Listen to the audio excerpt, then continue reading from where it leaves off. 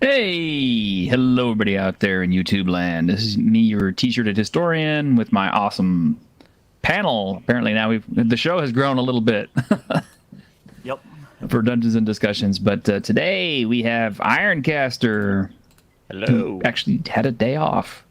We have Victor, the Stay Buffed Marshmallow Man, Good day. and we have Kringe, the Cringy, and of course my good buddy and friend and awesome co-host Grim, Hello. who is not on camera today. I guess what's it? Bad hair day. I've been cleaning the spare room for my third day in a row, and I'm covered in cobwebs and sweat. Yikes. Okay, well, sounds like a good reason not to do that. No, Kringe, leaving half the stuff out of Dune is not a good thing. Thank you. You're wrong. Just want to give a quick shout out to one of the oldest guys out there working in the industry, Graham Davis. Because 40 years ago this month, his first paying article was published in White Dwarf. Good for him. And 4 years later, Games Workshop offered him a job, and you know, what can I say? That dude is a legend. I mean, he's the guy behind Enemy Within, which was probably, you know, I think hands down the best Warhammer campaign ever made. I don't know, am I wrong? That's up there. It's up there. There's only like what 3 or 4 of them, so Campaigns? yeah, I don't think they put out that many. Well, maybe not in the old days. The newer edition seems to have quite a few, though. So, anyway, I thought that was kind of cool. But let's talk mecha stuff, and shout out to my chat here. We got Punk Waddle. Oh, I'm sorry, you're getting ready for work. Okay. Yeah, well, I changed my picture to a mech because of the theme. I didn't. I probably should, but I'm not going to worry about it. And we have Jaden Hamilton, who I've been rapping with in the chat. And we had Edge of Time earlier, and Dueling Dragons Adventurers. Hello, Greg. All right, so, you know, I think as soon as any kind of Japanese cartoons, anime, started hitting the United States, you know, everybody always wanted to play, you know, the giant mecha running around and doing stuff in games. And there's a lot of systems that do it. But it's kind of hard to find systems that did it really, really well, I guess. This is probably going to be heresy to a lot of folks out there, but, you know, Battletech was definitely one of my first mecha games that I ever played. And we played it all through high school. And it's fun. And it's enjoyable, but honestly, I don't consider the mechs in Battletech to be, you know, mecha in the same sense of like the Japanese anime mecha. Because it's kind of like Western versus Eastern. Yeah. Design. Yeah, the design philosophy is very different. It's like, whereas, you know, the Japanese mecha can do all these jumps and leaps, and they're very agile and strong, and can, you know, weren't sometimes some of the BattleTech mechs, especially the other ones, just lifted right from stuff like Macross. I was going to Yeah. get to that. Oh. I mean, well, I you was brought gonna up the design philosophy, and then you started talking about jumping. So Well, I wasn't finished talking, Kringe. Let me finish. show was discussions. Yeah, it is discussions, but, you know, I have to start the discussion. Anyway, yeah, the mechs in Battletech, they really weren't like super duper agile. And, you know, I mean, yeah, they did have a few that jumped and stuff like that. And some of them could do death from above originally. And I'm talking about old school because the first iteration of Battletech that I had was called Battle Droids, which most people don't know actually existed. But yeah, there was Battle Droids before there was Battletech. And then George And- Lucas sued. Uh-huh. And then George Lucas sued, so they got BattleTech. And yes, they did lift several of the mecha straight out of Robotech. And I guess those designs got changed over time because I don't think they look like they do now. But anyway, I think it depends on when in the setting you go. yeah. Those mechs I never really felt were like the anime mechs because they were slow. You know, they had all these heat problems that they developed. They weren't really super duper agile. They couldn't do all the cool stuff like a Gundam could. Well, I mean, ultimately, it was supposed to be to reflect sort of the kind of advancement of like tanks. Ultimately, Yeah, Yeah, it was closer to like a World War II tank combat, wasn't it? exactly. It was more akin to World War II tank combat. As a matter of fact, my late friend Bonsai George used to play BattleTech pretty heavily, and he had a collection of some of the miniatures. And one of the mechs that he had was the Kurita Dragon mech. And his miniature of it actually had these little scale-like things on the surface of it, which I thought was really cool. I asked him about it once, and he said, "Oh yeah, they took that design from the World War II Tiger tanks because they made that outer surface to where you couldn't attach magnetic mines to the hull." So yeah, I mean, it's what's that? It's an interesting little detail. Yeah. little Old things guys to know. actually know a few things. Yeah. What's your excuse? What's my excuse? Yes, that's what I asked. Yeah, for not knowing anything. For not knowing anything? Oh. I mean, also famously, the Timberwolf from BattleTech, the cockpit is just a B-52 bomber. I love it though. The Oh, Timberwolf is one of my such- favorites. It's Oh, so okay, I know what iconic it as is. a series. As soon as I see the picture, yeah, I knew what it is. Of course, some might know it as the Mad Cat. So BattleTech tried to at least seem plausible, I think, despite the ground pressure and the stupidity of having a very tall mech that can be seen for miles and targeted everywhere. Yeah. So, you know, they went to hard science for some of the ideas, like the armor was meant to be foamed metal, so it was ablative, and the muscle was meant to be myomers, which we kind of have now, but not quite. And hey, Monkey Jeebus, yeah, Bathmat has a mech. Yeah, he has my hand. My hand is his mech. And hello, Arno Lopez. It's good to see you. And Jaden, have I ever ran or played in a campaign that had sci-fi elements like Mecha in a fantasy-like setting with elves and orcs and stuff? We're gonna get there. Trust me. We're I'm gonna sure get someone there. will bring that game up today. We will bring it up. Don't worry. Dueling Dragons Adventures. Greg mentions Heavy Gear. Yes, I remember Heavy Gear, and they were inspired by Armor Trooper Votoms, which actually was one of the better mech animes out there because they were man-sized battlesuit type things. So power armor more. Yeah, which I don't know how strict you want to be on your definition of mechs. But, I think a mech would have to be at least taller than a building. yeah, well, that there could be Otherwise, that. it's just power armor. That's true. Yeah, but I mean that's all mechs Technically- really. Technically, mech applies to any sort of big technological vehicle or anything in anime, not just giant robots. Yes, I would agree. Edge of Time says, did you ever play in the pods, PvP arcade style? I did. And you know what? I was disappointed by the experience. And I'll tell you why. Because at the time that those things, at the time I got to play,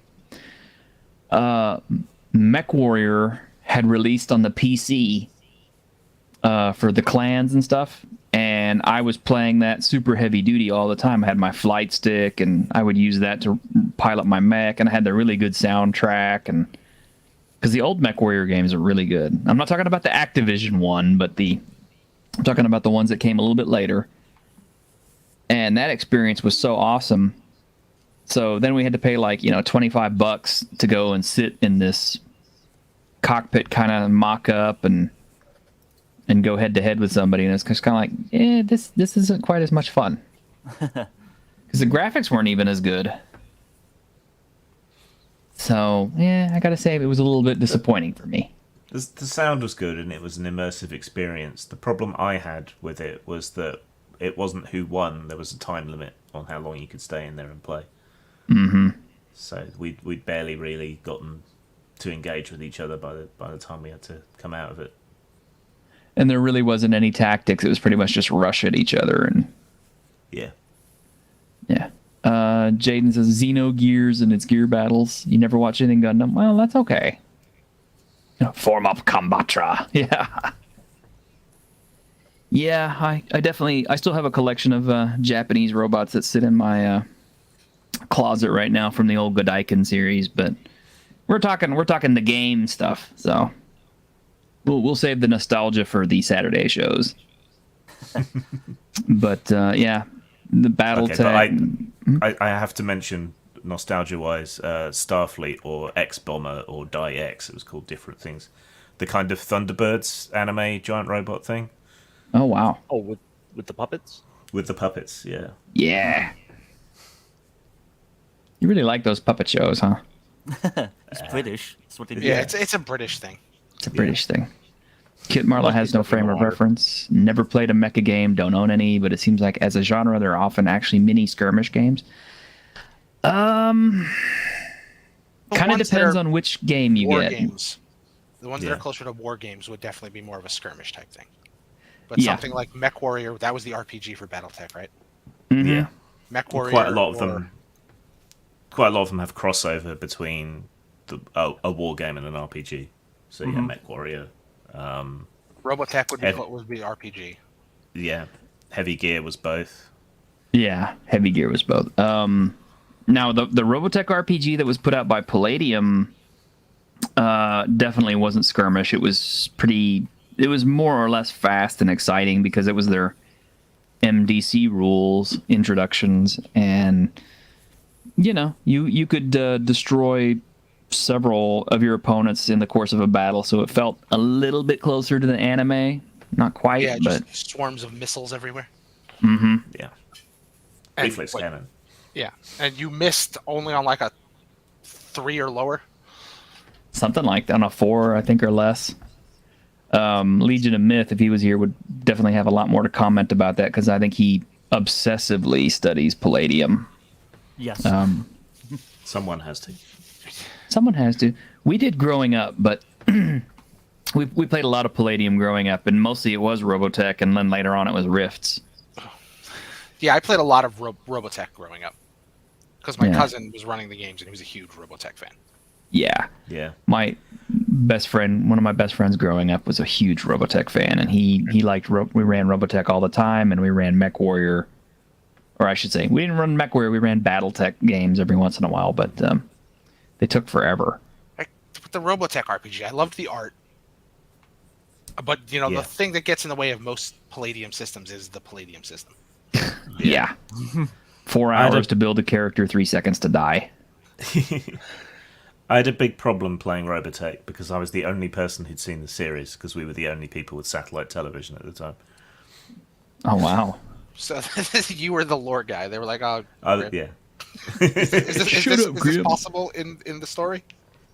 Yeah, sure. I always liked Mospeda, Yes. the third series with the Invid. Yeah, Yeah. that's the one I remember the most because of the bikes. Yes. The bikes were so powerful. They were so overpowered in the game. Until someone came at you with like an alpha or a beta. Yeah. Yeah, until Sentinels released, and then when Sentinels released for Palladium, those mechs were really powerful. Jaden Hamilton, Ironcaster's profile. I'm pretty sure that's Sound. Or no, that's Shockwave from Transformers. G1. See, Hasbro's gone back and forth on the name because at times they've lost the license for the name.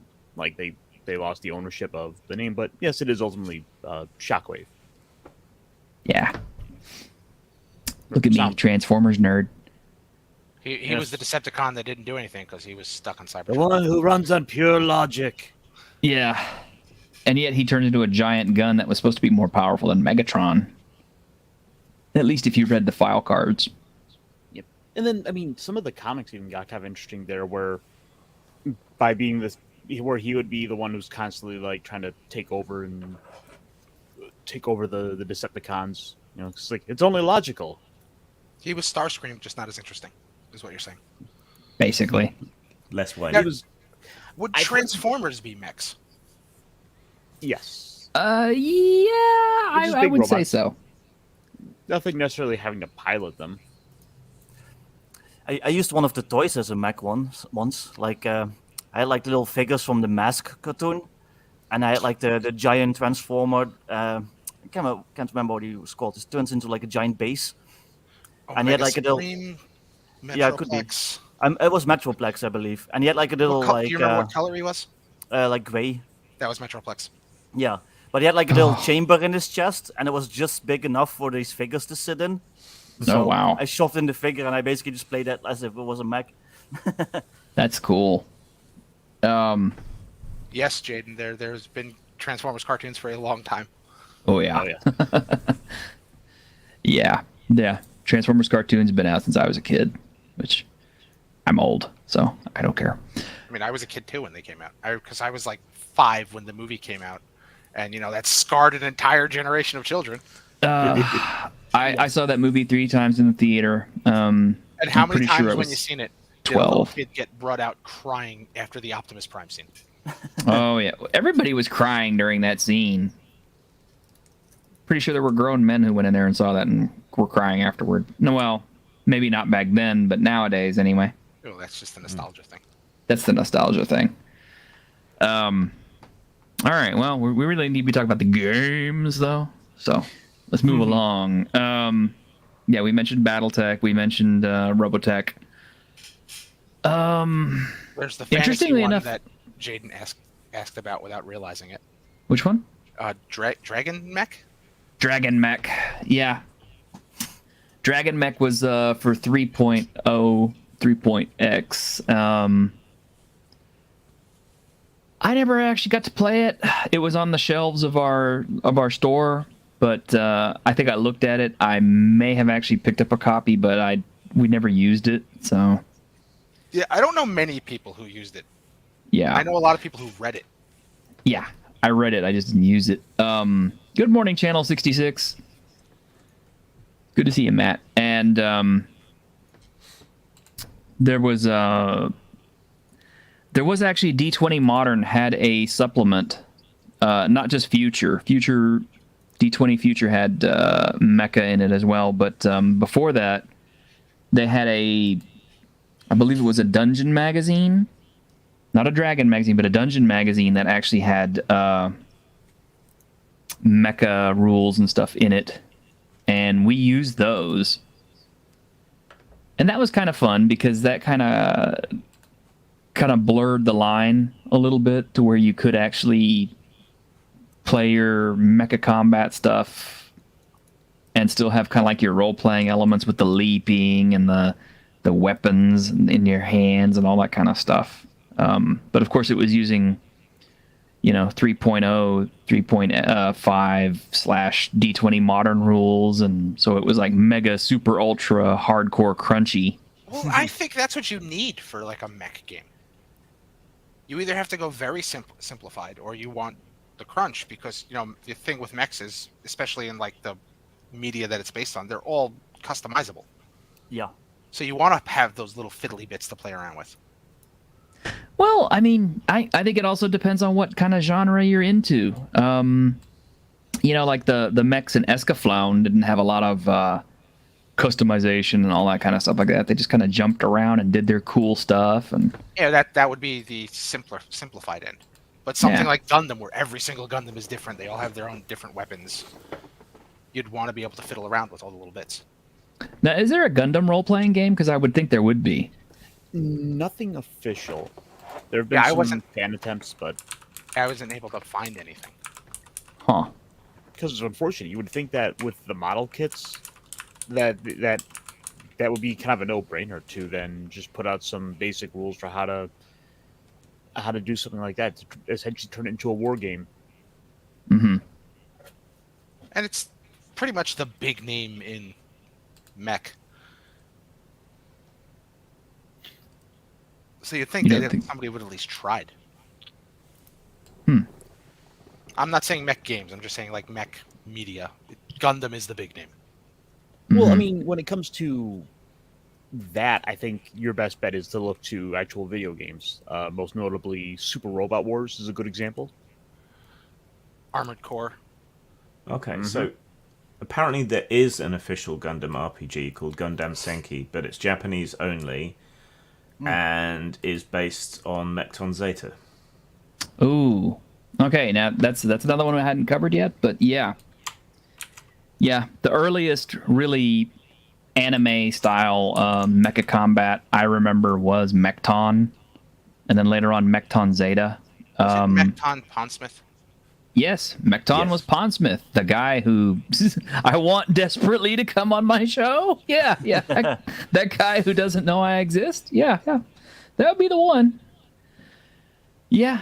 I have Mechton and Mechton Zeta. I never got to play either one of them because, like Cyberpunk, it was just like we just had way too many games. We didn't have enough players and never enough time. Well, Mechton was dedicated for mechs, right? It wasn't like Big Eye Small Yeah. Mouth, where there were just multiple different anime genres that they kind of threw in.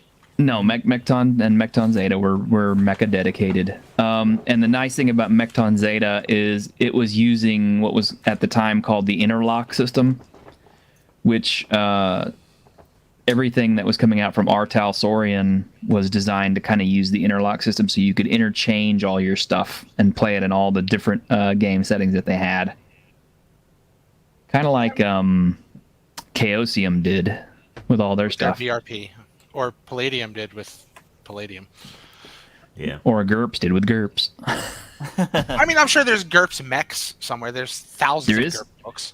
There is GURPS mechs. It wasn't called mechs. I mean, they had GURPS robots, and it had the mech rules in it. And you want to talk about crunchy, man? Yeah. Anytime you have a game system where it breaks down by points, all the different shit you have to put into your mech. Yeah. Well, yeah, that would be the other end of the spectrum I was talking about. GURPS would probably... I've only played GURPS once or twice. I don't have a huge history with GURPS. But it would probably work pretty well for mech stuff. Arno says Warhammer Space Hulk mecha. Not really. The Not- Terminators. I wouldn't say Space Hulk. I would say... What was the... Apocalypse? No. That's tabletop. That's well, more of a There's war the game. Epic. there's the Titans Epic, and yeah. there's the The Knights. Knights. Yeah. Yeah. I had Those are mecha. Like, could we count the Necron? No. Well, they're They're all Terminators. the races have their big Yeah. things. Dreadnoughts, kind of. Yeah. Yeah, it's on the small end of mech, but they're still a mech. Yeah. Yeah. I mean, there's dead guys piloting them. So, I mean, that's just Warhammer. yeah. Edge of Time. Whose turn is it anyway? It's my BattleTech impression. Yeah, no kidding. No kidding. Yeah, BattleTech turns used to take forever. And the other thing Oh. with BattleTech is when we played it, none of us really knew the rules, so check the book.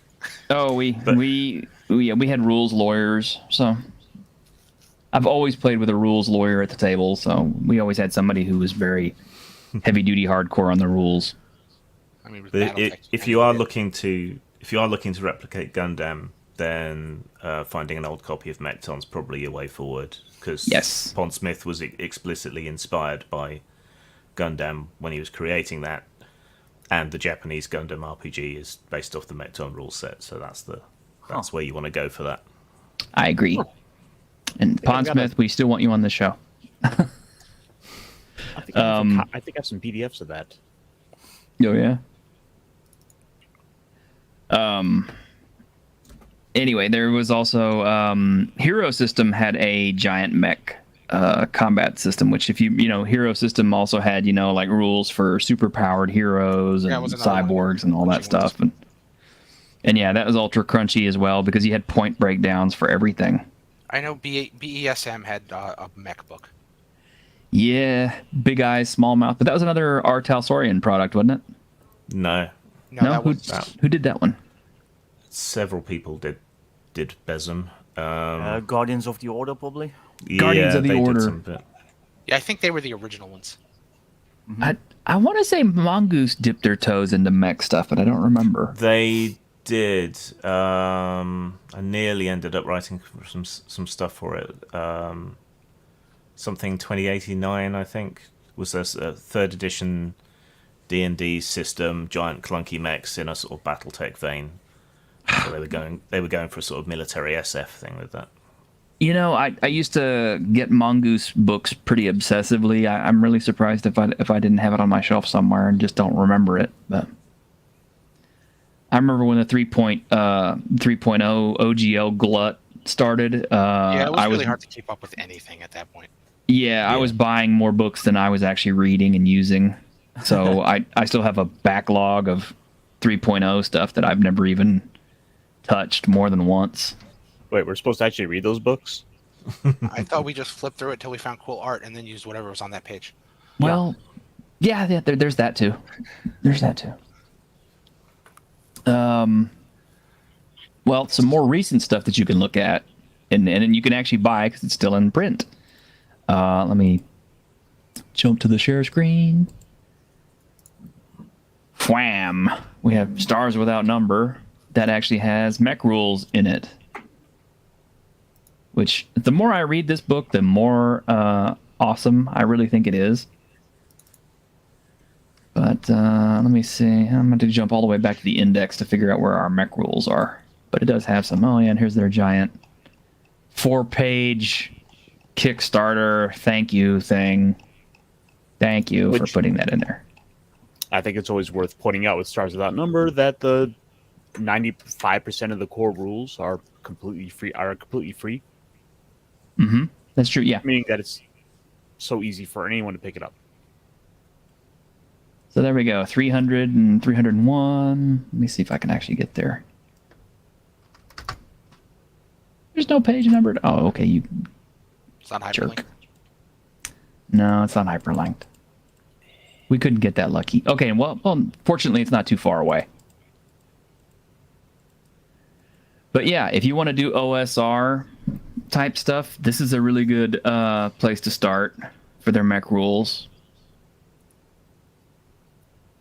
They have light mechs, which are 6 to 8 meters tall, and then they got the heavy ones, which are up to 10 to 13 meters, and these are closer to the ones in BattleTech.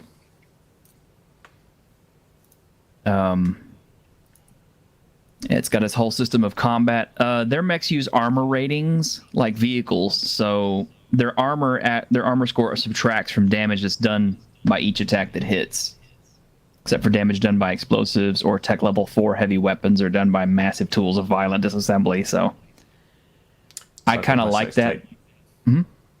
Title of my sex tape: massive tool of violent disassembly. Yeah. Oh my gosh. Yeah, so it's like, yeah, your guy with a handgun isn't going to hurt a mech for the most part. Well, there's rules like that in Savage Worlds too, like the massive weapons or whatever they're called. Yep. Yeah. They're always, I don't know how I always feel about that though, because it's like, Palladium was pretty notorious with the MDC thing. And, how like, oh, mega damage is different from regular damage.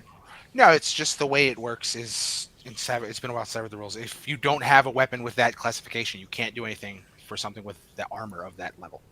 Yeah, but the reverse turn of it was, I think mega damage did like 100 points of damage to anything that it hit. Every point of MDC was 1 point of SDC.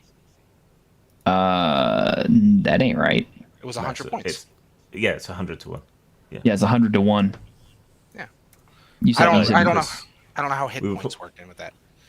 I know, because we were playing Rifts and we got into a bar fight. Someone pulled out a mega damage pistol, fired, missed, and wiped out the town. Yes. Yeah, Rifts literally. No, that's the kind of stuff that could happen, and it could happen in Robotech too. That's why the Generation 3 Mospieta bike stuff was so powerful, because since it was man-sized. Yeah, it was all MDC. Yeah, and I mean, and you're walking around with a mech with a little tiny mech that's got sword blades that can do MDC damage and just cut through just about anything. It's like, yeah, people in a hand-to-hand fight couldn't stand up against you if they didn't you were have supposed the to be same thing. fighting the Invid. Yeah, well, Robotech gonna Robotech. What can I say? Let me see what some other mech games. Well, like I said, that Stars Without Number is a really good one. Really quick before I move along on it, they've got all sorts of different suits. They've got different sizes, speeds, and everything. It's really nicely done. This is the deluxe version, so I don't know if the base version has these in there or not. I think the base version eliminates a lot of these extra things, but it's pretty detailed as far as what it's got. Let's see. Amazing.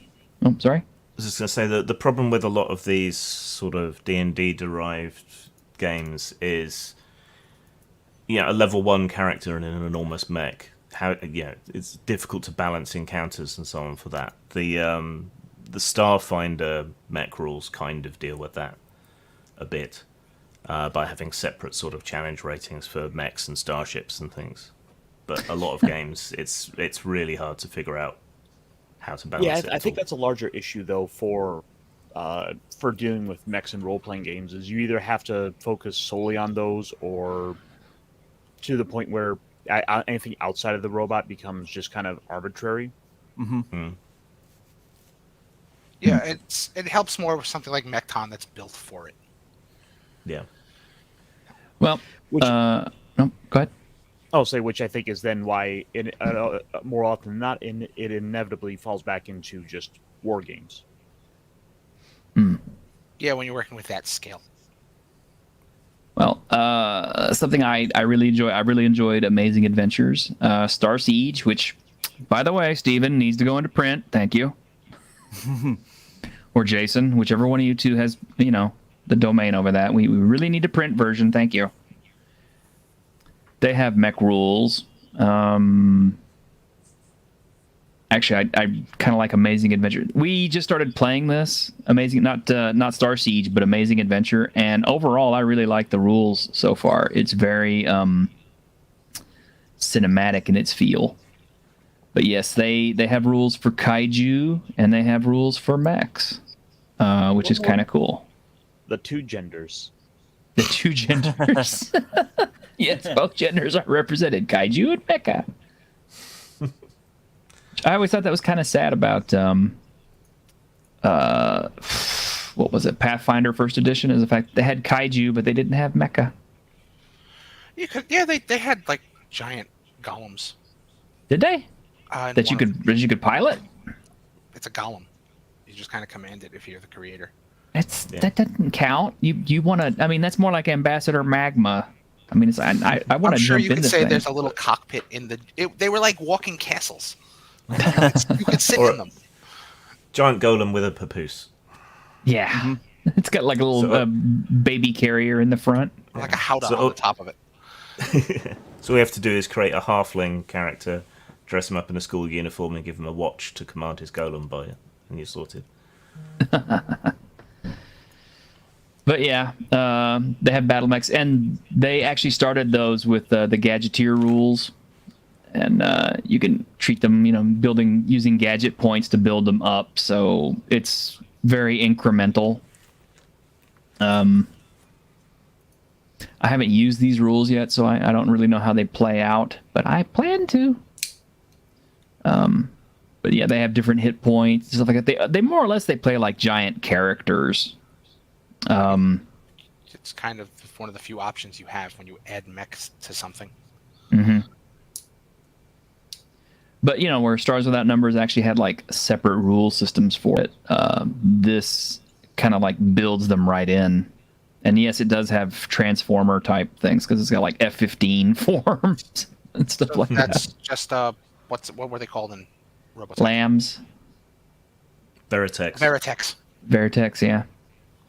Oh, but it does have a damage scale. It says mechs deal kaiju scale damage. They cannot be harmed by normal human-sized weapons, though vehicle scale weapons such as those in the aforementioned F-15 or tanks will deal damage. Personal weapons that affect vehicles may be useful, such as tripod-mounted 50 caliber machine guns or law rockets. So yeah, I would think a Hellfire missile that was man-launched would be, kind of hurt a mech a little bit. But then again, mechs should be able to dodge stuff like that if they're Gundam style. Because you always see that. Stuff gets shot and the mech just kind of leaps out of the way. Ha-ha! I mean, yeah. I mean, in anime, people dodge bullets, so I mean, those are just Gundam-sized bullets.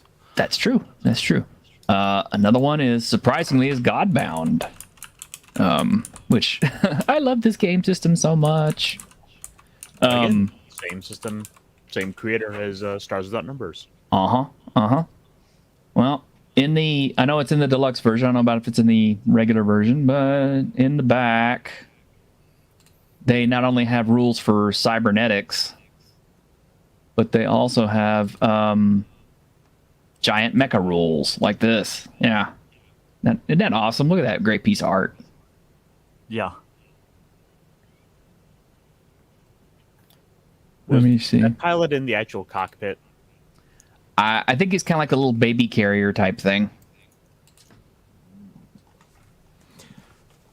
So are Zoids mecha, because they have pilots. I mean, Oh, yeah, I yes. would say that. Yes. Yeah. Is there a Zoids game? I don't know if No. rules. There should be.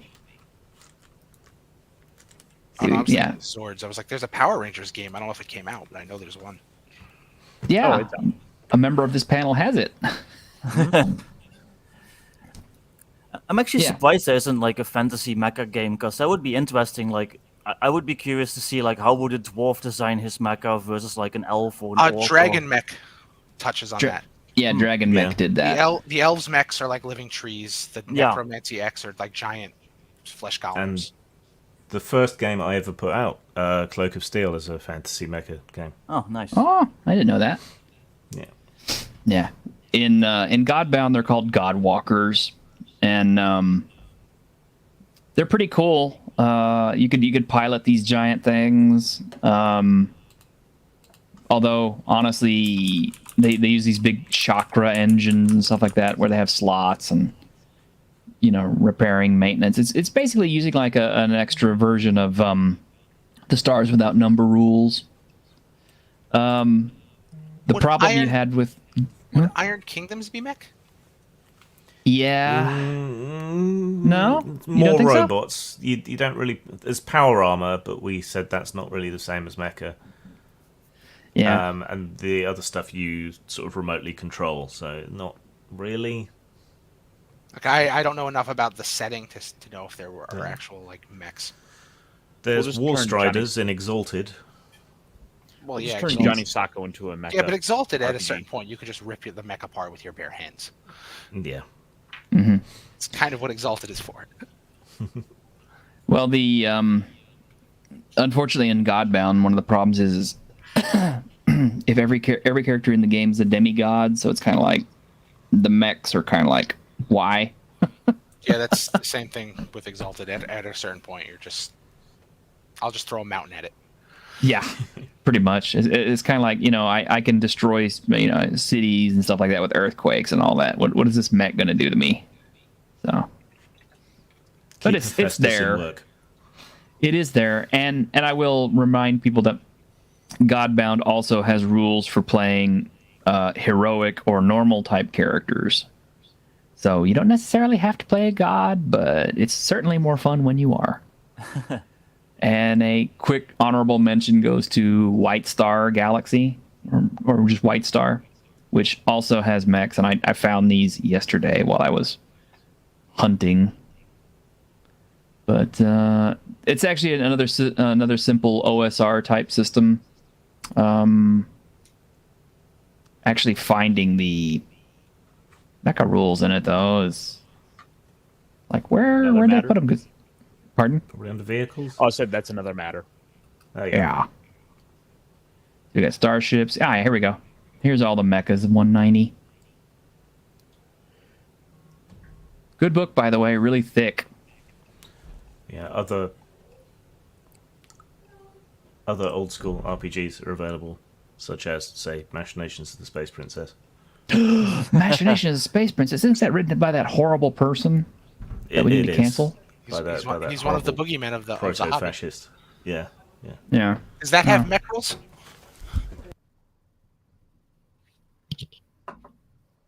Grim? Let's see, Light Mecha. Sorry, I was interrupted. It kind of has mech rules. Yeah, it uses, since this is OSR based, this is probably the easiest one that you can use and just drop it into, like, say, your basic game or your, well, no, actually this dovetails with the old basic BX type game real easily. And they have their own hard points. You can design your own. They can get pretty stout, as you can see, at 100 hit points. That's not a joke. So, it has rules for transforming mecha, upgrades, programming, targeting, all this, all the crunchiness that you would want out of a very simple system. I like it. I want to use this at some point, and it's got all kinds of wonderful death-dealing devices, from lasers to chain guns to Gauss guns to missile launchers and rocket packs and Zweihander. I'll be right back. Oh, okay. Yeah, it's got just about everything you want. But yeah, there's some good OSR resources if you like, giant mecha stuff. What do you guys have? Well, there was one I had. I was showing off to you a little bit yesterday. Let me see if I can find my copy here. But there was one called the Mecha Hack. Yeah, pop that up, man. I have to find it real quick. Okay. And hello, awesome one. It's good to see you. Yeah, you don't see any portals now that Kern is in full blast? Well, actually, what happened is our dimension shifted and nobody noticed. So we're actually now on an alternate timeline where stupid Bernstein universe instead of the Bernstein universe. Yeah. So, the Mecha Hack is a mech-based take on the Black Hack, which is an OSR system. One moment. Mm-hmm.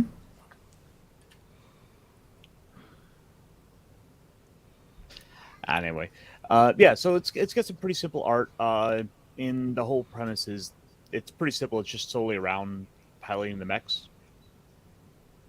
Mm-hmm. There's not as much outside of that, but this is a pretty easy one to pick up for doing that. And it has a couple of interesting little mechanics to it that I like. Okay.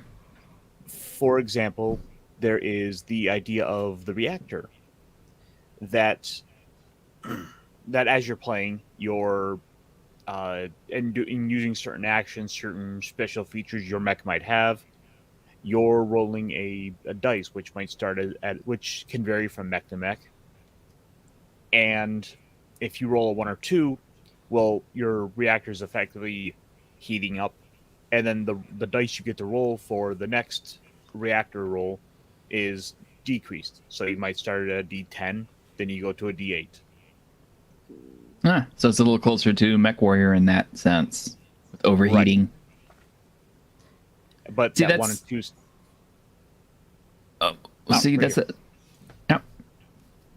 That's the one thing that is kind of more of a Western concept than an Eastern concept, because most of those you see the giant Japanese mecha like the Gundams and everything running around.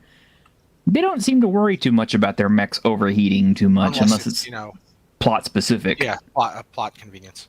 Yeah.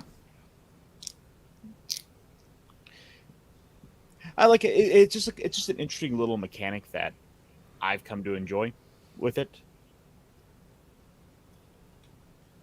It's a risk versus reward thing. Exactly. So create stakes, which is good. Yeah, I kind of like that, actually. I don't know how many people would use it, or remember it, but Lancer has a heat mechanic as well, I think. You reviewed that one recently, didn't you? I did. I was disappointed. Really? Okay, well, Yeah. tell us about it. So, So it kind of can't decide whether it's meant to be a generic mecha science fiction RPG or a specific one. Like the rules are fairly generic, but if you want to design a mech, they have these specific design houses and things, and that limits what mods and so on you can get. It's not entirely clear what you're supposed to do for an adventure, and it's a rules light system, but one that is hyper focused on the mechs rather than the characters. And there's basically only 10 levels, and you go up a level each mission, which is also poorly defined. So it's not something you can really get into for the long term either. It's just, I don't know, with the way everyone was enthusing about it for so long, I thought, yeah, maybe this is the one mecha game to rule them all, but it's neither one thing nor the other, and so it doesn't end up doing anything particularly well. Is it OSR or is it what? It's its own system. Okay. I mean, Those if you want are- to go for like the complex rules, I'm sure Phoenix Command has mech rules somewhere. Actually, we could always go back and see if we can get the designers for Leading Edge to do it. Well, I think the king of mecha games, the ones that do it the best, are the DreamPod 9 Silhouette system ones. Oh, I remember those. So Gear Krieg, Heavy Gear, and Jovian Chronicles. Just the system scales beautifully from character interaction to vehicle interaction to mecha interaction. It's fairly simple, but the vehicles can have plenty of crunch if you want them to, lots of different weapon choices and so on. So to me, it's just that's the one that hits that sweet spot. Yeah, I think I have some of those books, but again, it's relegated to the we never played it pile. I mean, that's Unfortunate. anybody who plays RPGs. Most of the RPGs you own are going to be in that pile. Yeah, I've got a copy of Feng Shui that sits in that pile. You should play that. That's brilliant and really easy. I know. Yeah, my biggest, I haven't played this yet, but I want to, is Hollow Earth Expedition. It's just sitting there and it's taunting me. I have Legend of the Five Rings sitting in my box of stuff that will never be played, probably. Which edition? The first one. Yeah, first or second are the best ones. See, I've always heard that about like third edition. I don't know, like most of the time, first editions are really enthusiastic and really sell you on the setting and the ideas. Second editions refine the mechanics where they've gone off the rails. Yes. So those are generally the best sort of places to look. Yeah, third editions sometimes. I mean, sometimes you get lucky with third editions where they're like, okay, we've streamlined everything down to where we need it to be. Yeah, Vampire the Masquerade second edition is way better than first edition. Because first edition, there was a lot of stuff that was not clarified and explained very well, and second edition was much better about telling you about it. I don't remember if there was a third edition. I think that was, wasn't that Requiem? Ugh. That was his own thing. That was Chronicles. Hideous. We're not having that conversation today. It's about right. mechs. No, Yeah, we're vampires talking don't about have mechs. mechs. Yeah, vampires don't have mechs. I mean, it would be cool if they did. Okay, well, actually, you mentioned Exalted earlier. I'm really surprised out of all the White Wolf games, that one would not have mechs in it. Because you don't need it. But it does have mechs in it. They're called War Striders. But yeah, you don't really. But you don't need it. Because And they're you're all super like powerful. relics. Yeah, and they're all relics of the first age. They're incredibly expensive and difficult to find. I mean, one of them comes at me, literally, it's Exalted. I will throw a mountain at it while doing a guitar solo with my other hand. It's Exalted. And that will take up the entire session. Oh, we have a trigger warning here for Kringe. What's the trigger warning? Right here. Oh, yeah. Well, he's working on the Legacy of the Mad Mage at the moment. So it's going to be like a more family-friendly version, and he's going to clean up the rules for that. Family fun. Well, he's Heavily. getting rid of some of the, you shit yourself to death spells. Ah. But those are the Boo. fun ones. And they're the ones the kids will like the most. So Yeah. I think it's kind of sad because but it's also true, and it should be said. It's like a lot of what gets the younger crowd into the games, at least back in the day, was It's the just edgy how, stuff. yeah, the edgy stuff, because it's so weird. Not always good though. My first exposure to AD&D was Tomb of Horrors, and after I read through that book, I was like, oh, so the whole point of the game is to murder the characters as horribly as possible. Okay. Welcome to Gygax. Yeah. Well, cocaine. Can you it's a say? hell of a drug. It's a hell of a drug. Victor, you've been really super duper quiet and your mic's muted, so either you're busy over there or you don't I'm just have anything. listening. Oh, you're just listening? He's tending his tulips. Yes, also that. Visiting his windmill. Yes. Yeah, I'm not quite as familiar with Mecha tabletop RPGs, so I don't really have too much to contribute right now. Oh, okay. Ironcast, do you have anything? No, not really. I mean, just aside from, I think that one of the main issues I think I kind of had on this earlier was you basically either sacrifice the characters themselves to building up mech stats, or you don't quite get it enough. Like, it's kind of an issue of trying to find the right balance between the character and the mech. I tend to agree. That was one of the complaints that one of my regular players voiced about Mechwarrior. It's like Mechwarrior itself as a game was really interesting because you could get more in depth into the background of the characters, and you could build up their gunnery and piloting skills and all this other stuff. But at some point you'd end up jumping into mechs, and the game would turn into BattleTech, and then it would be like. Yeah, it's the balance that you have to find. Mm-hmm. Well, I mean, with BattleTech, I think it's kind of interesting because they have rules for all the different tiers of that. I mean, you could just go with the simple mech warrior, and you're running around as your pilot. Then you can hop in and play BattleTech, and then you can even scale up further. And now you're commanding an entire Lance. battlefront. Yeah, an entire lance. You scale up again. Now you're on a planetary scale. You scale up again. Now you're talking the intergalactic You're running scale. a clan. Yeah. It's Yeah. a fascinating scaling with that game. Yeah, there is that, and I guess that really speaks more to its tactical gaming roots, Yeah, more so mechs than its seem role more playing. home with tactical wargaming than RPGs. Just Yeah. the scale you're working on. I agree. It's a little harder, I think, to run mecha games where the mecha is part of the game, but not the central focus of the game. But I mean, since the inevitable comparison and conclusion keeps coming back to anime over and over and over, because all the stuff is That's inspired by where mecha anime. is biggest. Yeah. I mean, Western, we have what? Thanks. Pacific Rim. I'm thinking, Western mech stuff. Yeah. Oh, Pacific Rim. Yeah, but even that is kind of Robot anime Jocks. inspired. Oh God, Robot Jocks. I watched that yesterday. It's basically just BattleTech. Yeah, Robotech's rules. Don't know what you guys are talking about. That was they great. they had a sequel to it too. Hmm. Believe it or not, they made 2 of those films, and the second one was, of course, using footage from the first one, I believe. Oh yeah, of It course. saves you money. Save some money.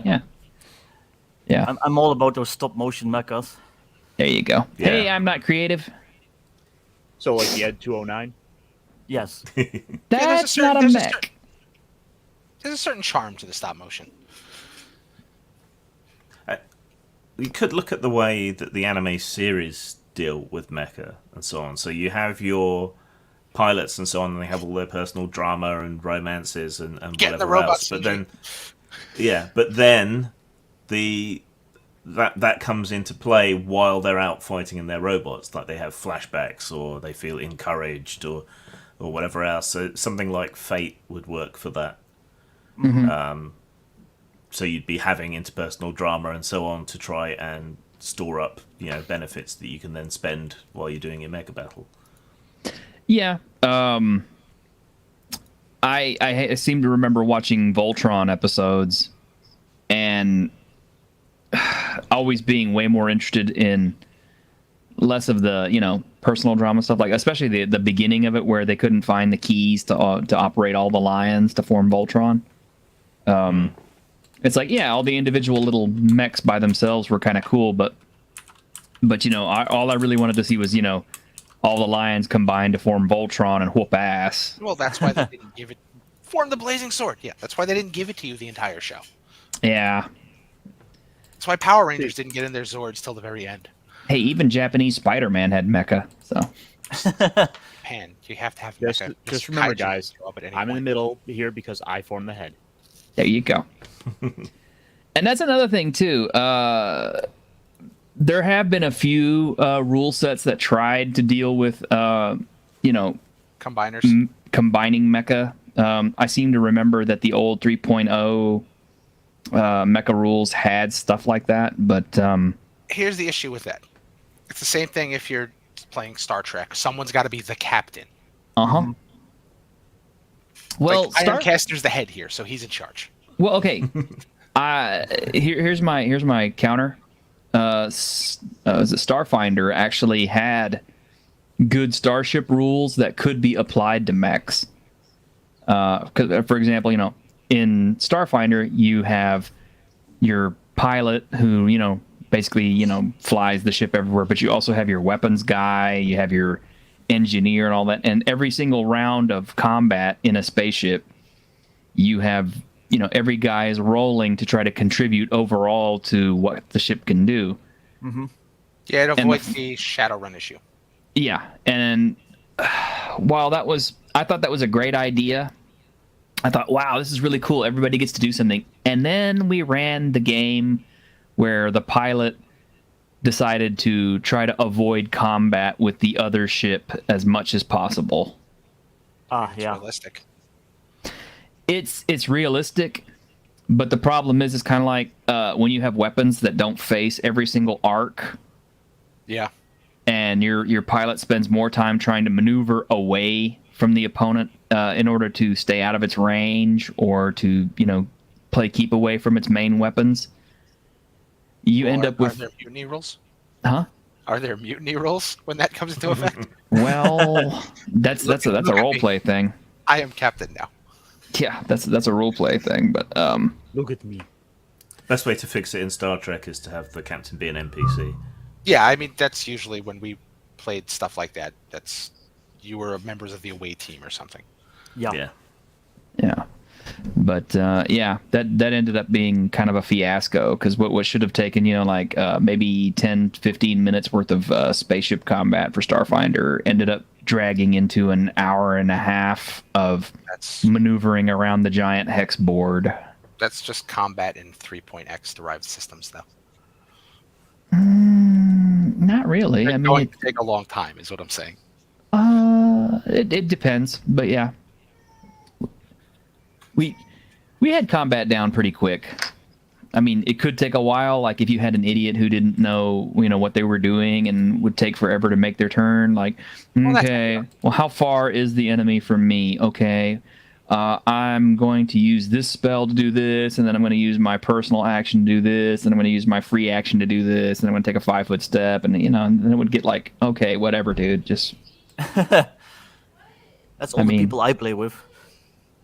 Is it? Yeah, pretty much. Oh, man. Nobody ever plans their stuff beforehand. Oh no. Really, No, no. I mean that was the exact opposite when we played Pathfinder. Well, one of the hardest things to do when you have combat that takes place with initiatives is the fact that people have to react to what other people do. So it becomes a case of, okay, well, your fighter just hit this orc and did like so much damage that the orc only has like 1 hit point left. It's like, okay, well, mage, Do you really want to throw a fireball now? Oh, the mage wouldn't know. The orc is still standing. Yeah. Well, there is that. It depends. But again, you can always make a heal check and just say, oh, okay, well, he's only got 1 hit point left. I'm not going to waste my fireball on him. Instead, I'll just, magic missile him maybe or something. But I mean, if it's only one orc, why are you wasting a fireball to begin with? well, obviously you wouldn't waste a fireball on an orc. But if it were like something more substantial, it's kind of a case of, remember, this is a hit point system where your opponent shows no signs of slowing down until they hit 0 hit points. Which that Right? doesn't translate well to Mecha. Yeah, that Mecha, is a you gripe. want, like, combat damage, and you want to affect you. With Mecha, you want like combat damage that affects things. Hey, tabletop junkie. Yeah, you want to be able to blow an arm off, or if it's BattleTech, shoot their legs out from under them. Oh yeah. I still remember my favorite victory over one of my best friends was I had an AC 20, which those things do like 20 points of damage if they hit something. But the trade-off is that you have to get real close in order to do it. We closed in for a fight in a couple of assault mechs, and I managed to get a shot off with my AC 20 and hit, and I hit him right in the head. Well, Cockpit only has like 10 hit points, so I literally blew his head off with one shot. Fastest game we ever played of BattleTech. But I can see A win's that a win. to him. win is win. He was not happy, but Well, he should have rolled better. well, he didn't really have a choice. It was kind of like I'm the one who rolled good. It's not like he could dodge. It was BattleTech, so. And and there is something to be said for that. That's one thing I'm gonna stump for Amazing Adventures. Like I said, I haven't played their mecha version of it yet, but I will be in the near future because we are playtesting Amazing Adventures right now. You have fate points, so if that scenario happened and we were like playing based Amazing on Adventures, fate, or what? they're just called fate points, or is it based on the fate system? No, it's called Fate Points. It's Amazing Adventures, but they use Castle Fate and Points. Crusades. Yeah. Same system. But Castles and Crusades doesn't have fate points. Although, according to Bruno Galan, you can incorporate those using the DM guide. But yeah, you can use a fate point and your character could still remain standing, or you could, do a, quick dodge or something else like that. And I guess the same thing could apply to that too. And I guess something like that makes it a little bit more heroic because, yeah, now if you're playing a BattleTech game now where you have fate points and it's kind of like, okay, well, my AC 20 just hit the guy right in the cockpit. Okay, well, I blew a fate point. Somehow, the pilot is still hanging on despite the fact that, most of his cockpit is crap, but he And survived. his ammo exploded. Yeah. Oh, those are bad. Yeah. You had ammo explosions and stuff like that. That was the downside of having ACs. See, that's But one of the better things about Lancer is once you basically run out of damage on your mech, then it starts taking, dramatic damage, like armors being blown off, weapons not working. So it does do that at least. So does Silhouette. But Silhouette scales so well because every person or building or vehicle has sort of 3 health levels, and those are target numbers you have to beat with the damage. So it can be sort of light damage, medium damage, heavy damage, depending. nice. Interesting. I like that. And I see that's where, Cringe's crunch kind of comes back into it. You do need some level of crunch to the game beyond just simple hit points. I mean, it's fine to have like hit points as a form of ablative armor for mech, in my opinion. Yeah, and then you can But- say something like body points, or like he said, dramatic damage. Yeah. Yeah. But yeah, it's like after the mech hits 0 hit points, the mech instead of just falling down, it should be like, okay, well now all your damage is being taken on structure. So yeah, you have weapon systems that are failing, and jump systems that are failing, and servo systems that are failing, and all that sort of stuff. And that brings up another big issue with mech RPGs more than, say, the wargaming. Because let's say we're all in a party and my mech gets blown to hell, but my character survives. What do I do the next session? Yeah. Take out a loan and get a new mech. I don't think they're that cheap, Victor. Yeah, that's why you the take out a problem. loan. Heist someone else's mech. Yeah. How many C-bills is this going to cost me? Sorry, Victor, your mech is mine now.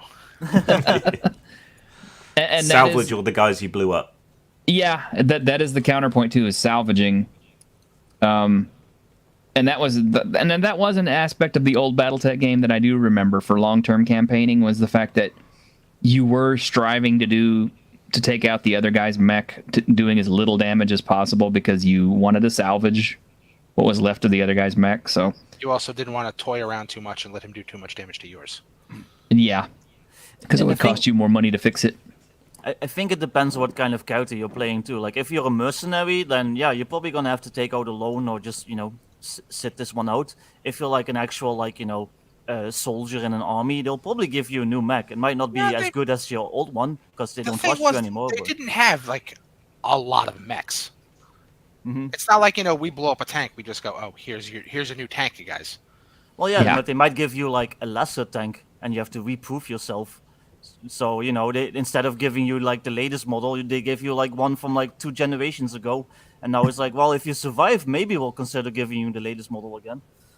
Yeah. Or even depending on what you can salvage and not completely destroy on the battlefield. Yeah. Yeah, it's like I think a lot of Russian tank crews are having this experience at the moment. Yeah. Ukrainian ones too. Oh, look, we upgraded. We have T80. We did not that's- have that yesterday. That's another thing you could bring into like mech campaigns, is the support staff. Yeah, You're going to have a huge support staff for mechs. you are, but it's like other players at the table aren't necessarily going to want to play that, because it's like, let's say but, you like, get your... I'm not saying other players, but I'm saying you could use that as part of the campaign. Like, what happens if while you're out there, your base gets nuked? Yeah. Yeah, there is definitely a lot of dramatic impetus, and the again, a lot of the anime that isn't like super duper futuristic, far out, space kitty-ish type stuff that's more gritty and realistic, like let's say Votoms had to deal with stuff like that, because those guys are all those guys are all looking out for their own gear on their own. It's not like they have like a lot of backups and stuff. But yeah, mech campaigns are viable. The rule sets are kind of what's tricky. I won't say I found a really good one yet, just because I haven't had a chance to play a lot of them, because my friends aren't really big into mech culture as Yeah, I am. That's kind of my thing. I know of mech systems, but I haven't really played a lot of them. Like, there's Cthulhu Tech. I know that. Oh, I remember Cthulhu Tech. Yeah, That's its own system. yeah, D10 based. There's Yeah. also a fan. It's gone through multiple editions. It's like a fan made. They ported Evangelion into Dark Heresy, which doesn't work at all. But they keep trying.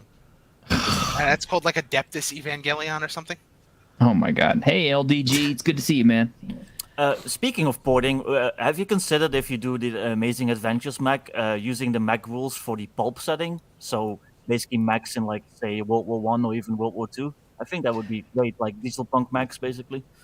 That would be kind of cool. Now, when we play Amazing Adventures, we don't play it pulp. I play it 1980s, because no cell phones and a lot less satellite. Yeah. Well, Interference. 1980s like cassette futurism mechs would also be great.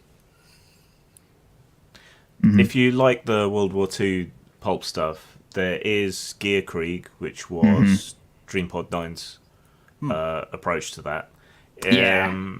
There are pulp elements in it, but the mecha are somewhat realistic and followed the same kind of design principles as the mecha in Heavy Gear. So there's multiple modes of transport, so they can either go by wheels or they can walk.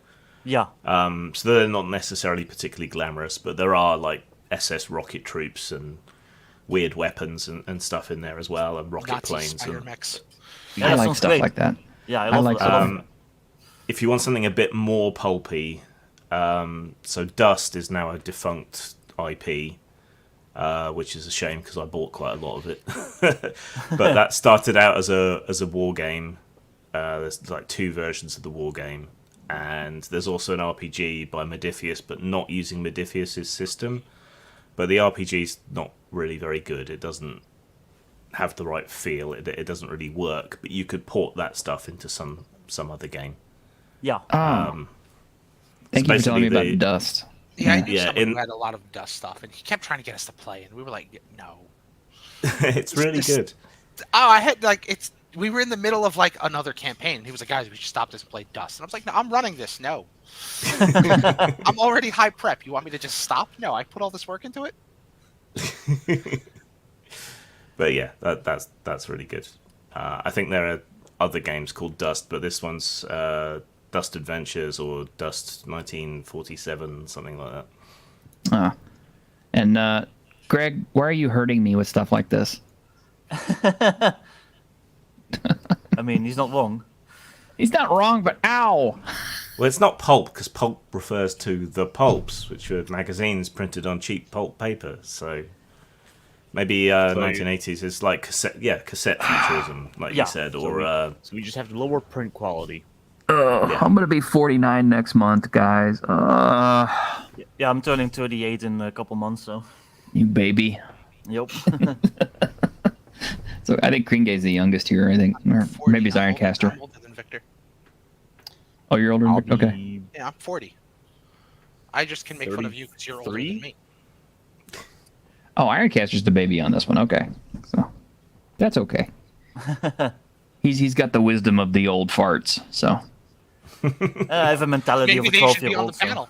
that Say what? wisdom of the old farts needs to be like a talent in an RPG or something. Actually, that just needs to be an RPG. Is wisdom of the old farts. That's the name of my cover band. Okay, Grim. After we finally finish, Whitechester, and that'll be the next one. Wisdom of the old farts, and Yeah. A There tabletop are- RPG where you only play like old dudes who like get called back to adventure would actually be pretty cool. well, Like- I could think Like of a Cohen scenario. the Barbarian. Yeah. Yeah. Well, I could think of scenarios where that would actually be plausible, and mecha Yeah. scenarios would be one of those. Battleship movie. Well, like the Battleship movie, or even the real life. Battlestar Galactica. Yeah, Battlestar Galactica, or on a more somber note, Fukushima. Because Yeah. because my understanding is that when that plant went nuclear, well, it was always nuclear, but when it started leaking and stuff like that, When it went the tits up. older guys actually volunteered to go in there and start working on it, who were already retired stuff, because they had already had families and stuff. They had less to lose. But yeah, that would be a really good mecha thing, because the age of the pilot doesn't necessarily figure into how good the mech is going to work. Well, Yeah. It also depends on the style of mech, though. Because if it's something like, say, Pacific Rim, where you need your reflexes, yeah, the age would. Though, so what was interesting in Pacific Rim, and I've seen the trope a few other places as well, was that the older analog mechs weren't affected by the EMP blast. Yeah, just the one mech was able to survive it. Yeah. So there's a similar story in the Great Space Battles sort of visual book, where this alien fleet is able to completely take over all the brand shiny new ships using electronic warfare. So they have to bring out all these weird old ships from mothballs and use them to try and fight. So it's an interesting trope, and one that's good. Yeah, I read a series of science fiction fantasy where the aliens scouted us around the era of Agincourt, and that's what they were expecting when they showed up. And they showed up. Oh in, yeah, World War. showed up in like the 90s. Yeah. Yeah, World they were War like- by Harry Turtledove. I love that Yeah, they were like, series. Harry Turtledove is so what good. the hell just happened? Yeah, Harry Turtledove was good Well, they stuff. they actually showed up during World War II. So their technology was basically like 21st century because their race developed really slowly. It took them like tens of thousands of years to like develop any new technology. But any other race they met like was basically the same. And then they met humanity, and they were like, "What?" Because they scouted us out in the Middle Ages, and then when they arrived, it was World War II. So we were only like some decades behind their technology. Also, we have nukes now. Yeah. And then And also they everything was didn't. mobilized. Yeah, they Yeah. also didn't understand like guerrilla warfare, so yeah. Yeah, that's one of my favorite sci-fi tropes is where humans just don't fuck with them. Yeah. Yeah, we're like space orcs. Yeah.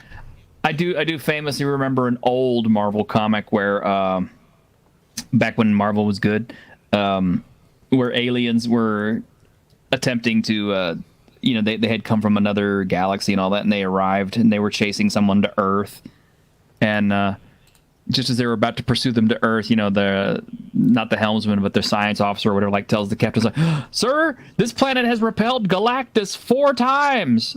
Like, get the hell out of here." Yeah. Yeah.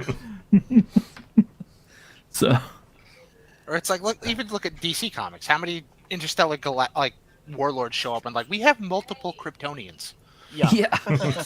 Yeah. And How many 17 times have we? Green Lanterns are from Earth. Why? Yeah. We've repelled Darkseid how many times? You'd think that eventually aliens would just like start looking at us like, that's kind of a dangerous neighborhood. Maybe we should roll the windows up and we fly Yeah, by. that's basically the way the galaxy looks at humans in Mass Effect. That's Detroit. Pretty much. We're like roaches. We're tough and we breed quickly. There's Yes. a book series called Alexander of Space, and basically aliens kidnap this guy who's like a former soldier and like a football player. So he's like fit and knows how to fight, and his name is Alexander. And all the aliens, like, they're basically just like little tiny like wavy gray things. So they're not used to this like giant like chat of a man. So he just starts conquering space and becomes Alexander the Great of space basically. Yeah, I don't think That you see them sounds much awesome. anymore, but like TG and like 4chan used to have like humanity fuck yeah threads. And those were the best. If you were running like a sci-fi campaign, just look for those. I'd have to go back and check those out. But anyway, are your men on the right pills? See, I remember, are your men on the right pills? You Flash fools! Gordon. He's playing some sort of barbaric game. Match him like this.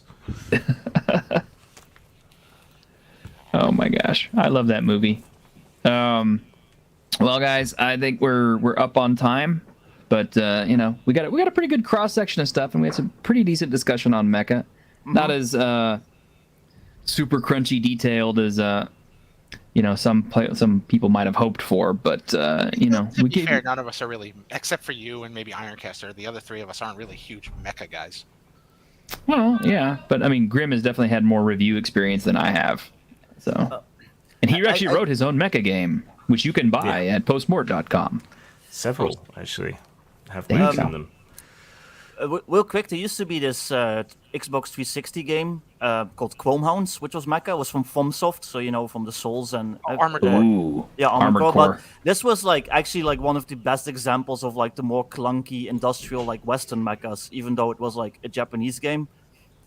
And that was a great game. You could like you could like design your own mechs, and you could And be it like had like the $160 joystick, right? Yeah, that was the issue with Oh. Armored. Oh no, that Okay, was a I've- different game. That was a different game. I, This one I've got to was go. just, There's food delivery, so I will see you later.